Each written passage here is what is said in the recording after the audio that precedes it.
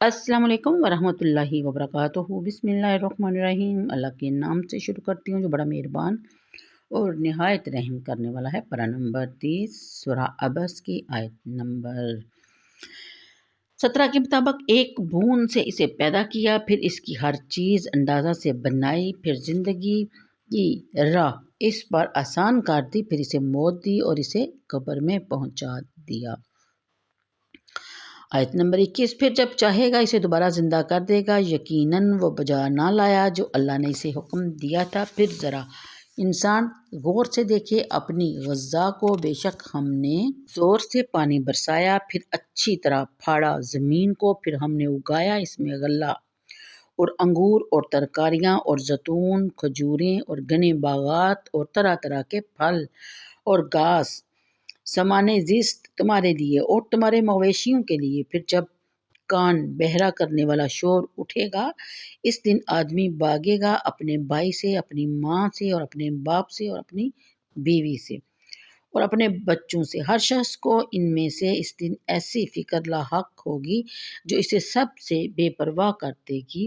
کتنے ہی چہرے اس دن نور ایمان سے چمک رہے ہوں گے، ہنستے اور خوش و خرم، اور کئی منہ اس دن غبار آلود ہوں گے، ان پر کالک لگی ہوگی، یہی وہ کافر اور فاجر لوگ ہوں گے۔ یہ تھی آیت نمبر 40 تک، یعنی سورہ عبس کی آخری آیات کا ترجمہ۔ تفسیر کے مطابق بیان فرمایا جاتا ہے کہ ایک بوند پانی سے انہیں پیدا فرمایا، یعنی ذرا یہ لوگ اپنی اصلیت پر تو غور کریں، جب یہ دنیا میں آئے تو کیا ان کے ساتھ دج کا یہی عالم تھا؟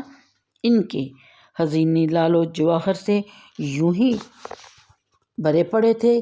کتنے کم ظرف ہیں یہ لوگ، کیا انہوں نے اس قطرہ آب پر توجہ نہیں دی جس سے ان کا یہ پتلا تیار کیا گیا؟ شکم مادر میں ان کو کس نے پیدا کیا؟ وہ کون ہے جس نے ان کے اعضاء کی ساخت، شکل و صورت کا تعین، ان کی دماغی صلاحیتوں اور ان کے مقدر کی پستی یا بلندی اور ان کی اثرت و ثروت کے بارے میں آخری فیصلہ صادر فرما دیا؟ آج جب ان کا طوطی بول رہا ہے، اس وقت بھی ان کی یہ مجال نہیں کہ اس الہی فیصلہ میں رائے برابر رد و بدل کر سکیں۔ ایسی بے بسی اور فرعونیت کا دعویٰ پرلے درجے کی حماقت اور کوتاہ نظری ہے۔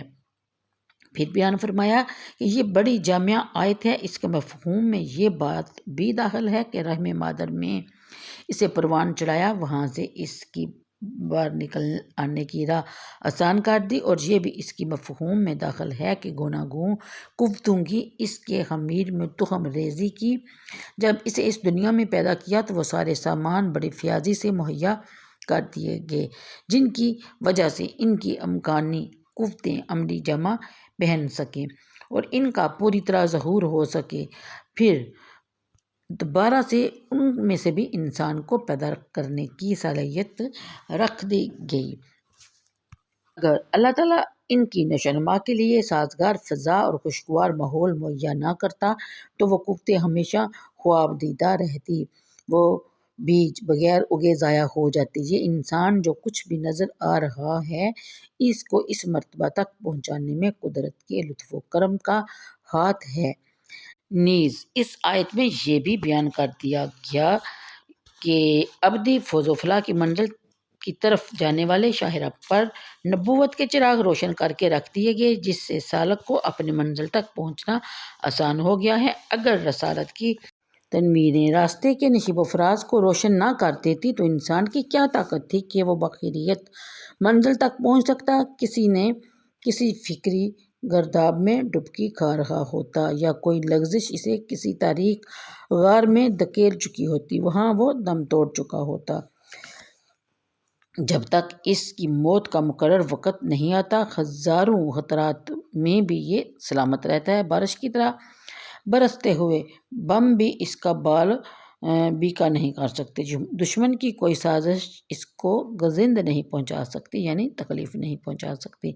جب صدر و دفتر سے اس کی موت کا پروانہ جاری ہوتا ہے تو پھر ہزاروں محافظوں کی جرمٹ میں بھی موت کا ہاتھ اسے اچک لیتا ہے، پھر نہ کہیں یہ بھاگ سکتا ہے نہ چھپ سکتا ہے، نہ خود بچ سکتا ہے اور نہ اسے کوئی دوسرا بچا سکتا ہے۔ پھر جہاں اس کی خالق کی مرضی ہوتی ہے وہاں اسے دفن کر دیا جاتا ہے۔ سبحان اللہ۔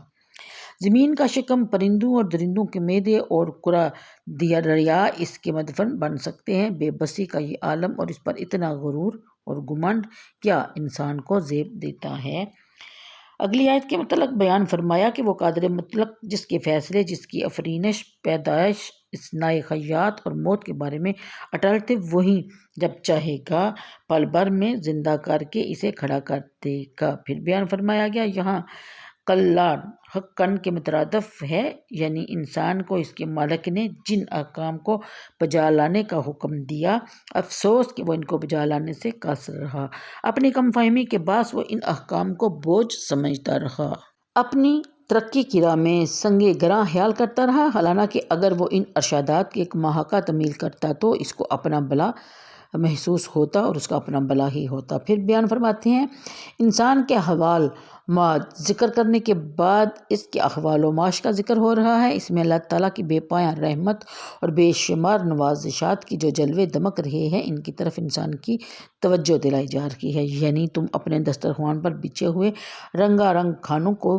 ہڑپ کر جاتے ہو، یہ نہیں سوچتے کہ اللہ تعالیٰ نے کس طرح ان کو پیدا کیا ہے۔ بارش برستی ہے، بیج زمین کا سینہ شق کرتے ہوئے نازک نازک بالیوں کی صورت میں ظاہر ہوتے ہیں، پھر وہ اگتے ہیں، نشو و نما پاتے ہیں۔ کسی کھیت میں تمہارے لیے اناج کے ذخیرے تیار ہو رہے ہیں تو کسی میں پھلوں کی، انگور کی بیلیں اور مختلف پھلوں کے نام لے کر ذکر کیا گیا کہ وہ تمہارے لیے یہاں باغات کی صورت میں میسر ہیں۔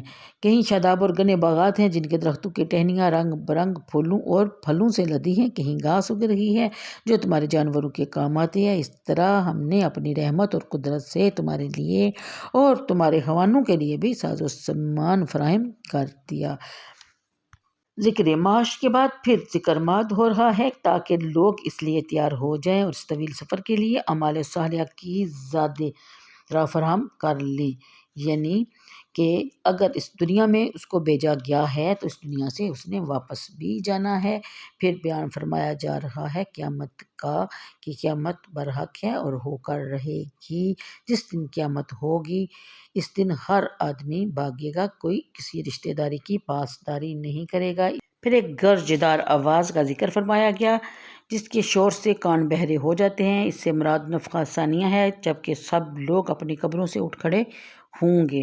اس دن عجیب افراتفری اور نفسا نفسی کا عالم ہوگا، کسی کو دوسرے کی ہوش نہ ہوگی، ہر ایک اپنی مصیبت میں پھنسا ہوگا۔ اس ہولناک دن بھی بعض چہرے ایسے ہوں گے جو چمک رہے ہوں گے، یعنی جنہوں نے نیک اعمال دنیا میں کیے ہوں گے ان کے بارے میں ذکر فرمایا، خوشی سے ہنس رہے ہوں گے اور ان کے چہروں پر مسرت اور فرحت کے آثار نمایاں ہوں گے، انہیں کوئی اندیشہ اور فکر نہ ہوگا۔ اسی کا منظر ساری دنیا دیکھ رہی ہوگی، لیکن وہ بد نصیب جنہوں نے سرکشی اور سرتابی کرتے کرتے اپنی عمریں برباد کر دی تھی، ان کے چہروں پر خاک اڑ رہی ہوگی اور ان کے چہروں پر سیاہی چھا رہی ہوگی۔ یہ وہ لوگ ہوں گے جو ساری عمر کفر کرتے رہے اور فسق و فجور میں مبتلا رہے۔